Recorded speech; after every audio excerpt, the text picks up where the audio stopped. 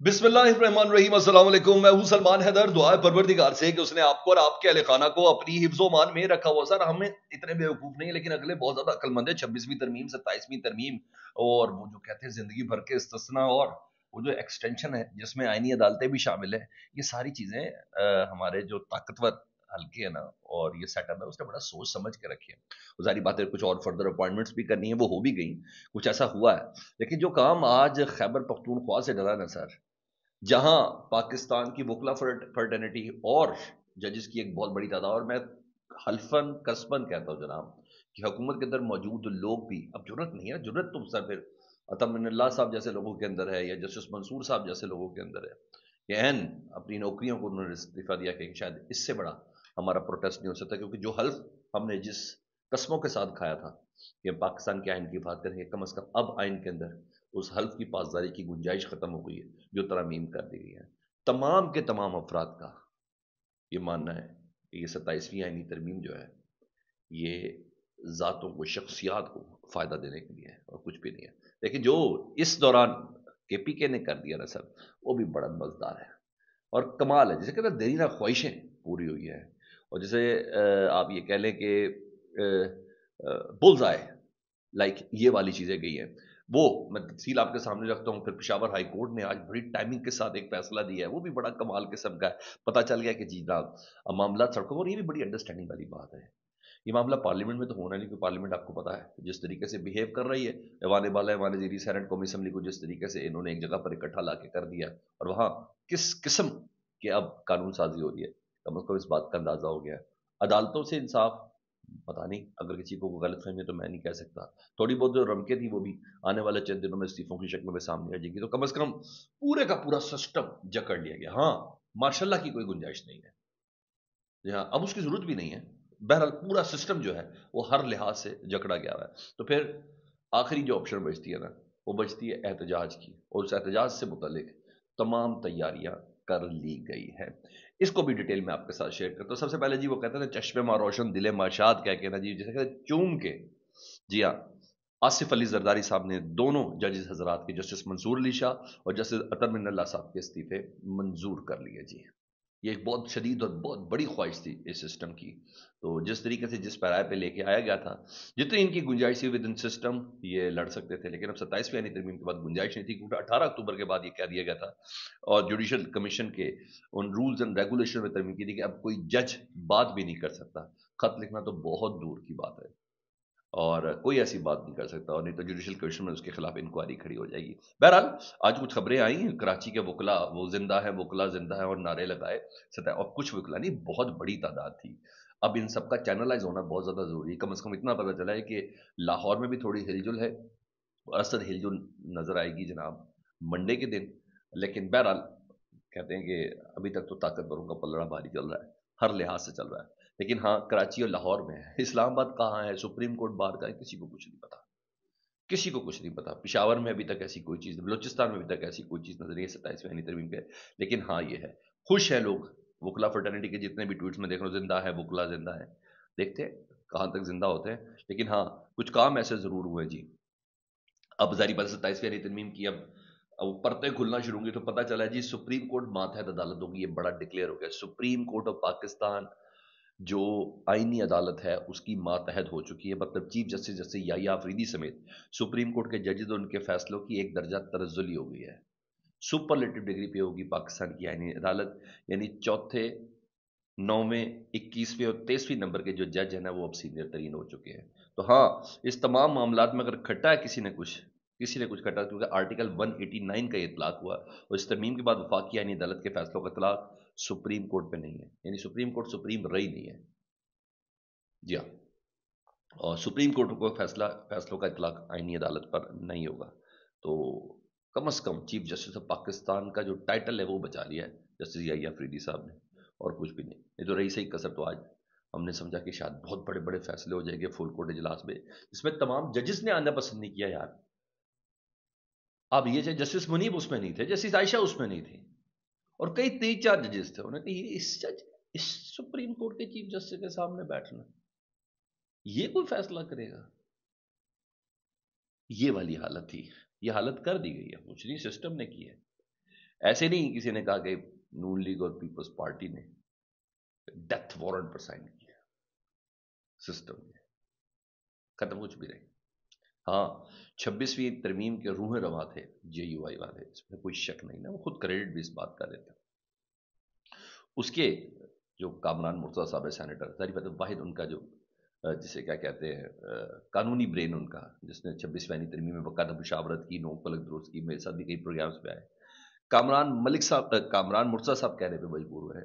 میں کہا اللہ پاک معافی دے، اللہ پاک معافی دے دے. وہ معافی مانگ رہے.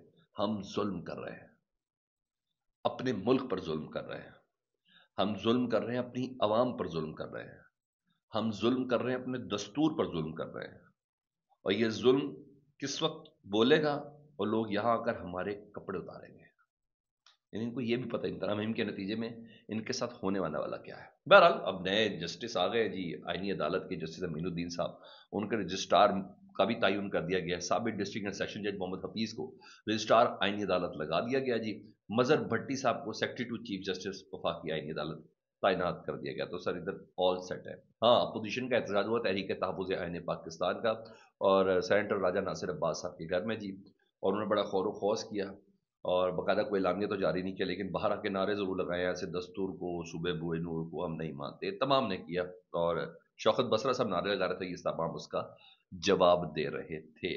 تو بہرحال اپوزیشن کا یہ کہ اجلاس ہوا، کوئی باضابطہ طور پر کوئی تگڑا اعلامیہ نہیں. پھر بتا رہا ہوں ایک ہی حل ہے، اور وہ حل ہے احتجاج، جس کے لیے باقاعدہ طور پر انٹیلیجنس اطلاع تو مل گئی ہوگی کہ پاکستان تحریک انصاف یا اپوزیشن کس کس پلیٹ فارم سے ہو رہی ہے. تو یہی وجہ ہے کہ آج پشاور ہائی کورٹ کی طرف سے یہ احکامات آئے ہیں کہ کسی بھی احتجاج کی صورت پہ حکومت سرکاری مشینری کا استعمال نہیں کرے گی. یہ پشاور ہائی کورٹ سے آج اچانک سے فیصلہ آیا ہے. اوکے، کرنا بھی نہیں چاہیے، لیکن یہ کبھی لاگو تھا بلوچستان میں، سندھ میں، پنجاب میں نہیں. ادھر چلے ہو جائے، لیکن آپ ٹائمنگز دیکھیں، یعنی اس کا مطلب ان کو پتا ہے کہ اب یہ ہونے جا رہا ہے، کیونکہ اس کے علاوہ ہے بھی کوئی راستہ بھی کوئی نہیں ہے نا. 6 بات تو سہیل افریدی سب خود آئے ہیں، مگر جو کابینہ کا اجلاس ہوا سر، جس کے بنا پہ میں کہہ رہا ہوں کہ وہ بلز آئے ہیں، جب پورے ملک میں ایک دم گھٹنے والا سا ماحول ہو گیا کہ یہ کیا کر دیا ایک دم. یعنی کوئی ہوا کا جیسے کہتے ہیں کوئی دریچہ بھی نہیں چھوڑا گیا. اس موقع پر سہیل افریدی صاحب نے اپنے پہلے کابینہ کے اجلاس میں سود کے نظام کے خاتمے کا فیصلہ کر لیا جی. باقاعدہ اعلان کر دیا انہوں نے کہا کے پی کے کی حد تک سود کے خاتمے کا میں اعلان کرتا ہوں، اور مزمل اسلم سود کے نظام کے خاتمے کے لیے پالیسی بنا رہے ہیں. سود کا اللہ اور اس کے رسول اللہ صلی اللہ علیہ وسلم کے خلاف جنگ کے مترادف ہے. ہم اسلامک انویسٹمنٹ لا رہے ہیں، اور انشاءاللہ صوبے کو سود کے ناسور سے پاک کریں گے. اور سر یہ تو بڑا درین ہوتا ہے، وہ اسلامی نظریاتی کونسل نہیں کرا سکی. سر میں ابھی پریکٹیکلٹی کی حد تک تو ذرا آن گراؤنڈ دیکھیں گے تو پتا چلے گا، لیکن اس موقع پر جہاں آپ عدلیہ کو یوں پابند کر دیا ہو، بلکہ پابند سلاسل کر دیا ہو، یعنی دستور کی وقت ہی تھوڑی کم کر دی گئی ہو، اپنی مرضی کی شخصیت پسندی کے اندر اس کے اندر ترامیم کر کے، اس موقع پر یہ فیصلے، ابھی سنیں آگے فیصلے. اس وزیر اعلیٰ کی زیر صدارت یہ اجلاس ہوا ہے جی، اور پالیسی گائیڈ لائن وضع کی ہے. وزیر اعلیٰ نے گزشتہ روز امن کے جرگے میں شریک تمام سیاسی جماعتوں کا شکریہ ادا کیا ہے. سیاسی اختلاف اپنی جگہ، لیکن ہم امن کا مشترکہ ہدف ہم سب کا ہے. صوبائی اسمبلی کی تمام قرارداد پر مکمل عمل درآمد کیا جائے. سب سے اہم قرارداد جو تھی وہ action in aid of civil powers, جس کی بنا پر کسی بھی جگہ پر ہماری سیکورٹی فورسز جو آپریشن کر رہی تھی، انہوں نے کہا سب سے پہلے اس کے خاتمے سے متعلق ہے جو بنیادی انسانی حقوق کے منافی ہے. یہ فیصلہ کر لیا گیا ہے کہ action in aid of civil power. جب وزیر اعلیٰ بنے تھے پہلا اعلان انہوں نے کیا تھا، انہوں نے کہا آج ہم نے یہ فیصلہ کر لیا جی. اور مزے کی بات، ریڈیو پاکستان، جی ہاں، اس پر حملہ 9 مئی حملے کی تحقیقات کے والے سے انکوائری کمیشن قائم کرنے کا کابینہ نے آج فیصلہ کر لیا ہے، باقاعدہ اعلان کر دیا گیا ہے. تو سر وہی بجائے نا، دیکھ کے اندر سے چاول دیکھتے تو پتا چلے گا کہ 9 مئی کو کیا ہوا تھا جو الزام لگائے گئے تھی ریڈیو پاکستان پہ. وہ کہتے ہیں ہم تو تھے ہی نہیں بندے، ہمارا کوئی بندے ادھر نہیں گیا تھا. وہ تو سرے سے وہی ہے نا. وہ تو باقی جگہوں پہ تو پی ٹی آئی کہتی تھی نا لاہور کے کہ بھائی کچھ بندے دوسرے بھی شامل تھے، کیا ہے کیا نہیں فیکٹر، سی سی ٹی وی دو. وہ کہتے کہ نہیں جناب، 9 مئی پر ریڈیو پاکستان حملے کی انکوائری کمیشن بنانے کا اعلان کرتا ہوں. پی ٹی آئی خود کہہ رہی ہے جی، انہوں نے اعلان کر دیا کمیشن تمام شواہد بشمول سی سی ٹی وی فوٹیج جمع کر کے اپنی رپورٹ کابینہ کو پیش کرے، ان کا فوراً پیش کرے رپورٹ انکوائری کمیشن کی. منصور سے پاک خیبر پختونخوا موجودہ حکومت کی اولین ترجیحات میں ہے اور ناصور سے پاک کرنے کے لیے پالیسی بنا رہے ہیں. اور صوبائی اسمبلی کی متعدد قرارداد ہے کہ بانی چیئرمین عمران خان اور ان کی اہلیہ بشرا بیوی کے ساتھ جیل میں ناروا سلوک کیا گیا. 4.5 کروڑ عوام کے منتخب وزیر اعلیٰ کو بانی چیئرمین سے ملاقات کی اجازت نہیں دی جا رہی، اور انہوں نے کہا میں عمران خان سے ملاقات کر کے پالیسی گائیڈ لائن لینا چاہتا ہوں. اور اس کے علاوہ جی کچھ اور امپورٹنٹ چیزیں انہیں کہ عمران خان صاحب کے بیان کے مطابق کرپشن کے خلاف زیرو ٹالرنس پالیسی پہ سختی سے عمل کرے.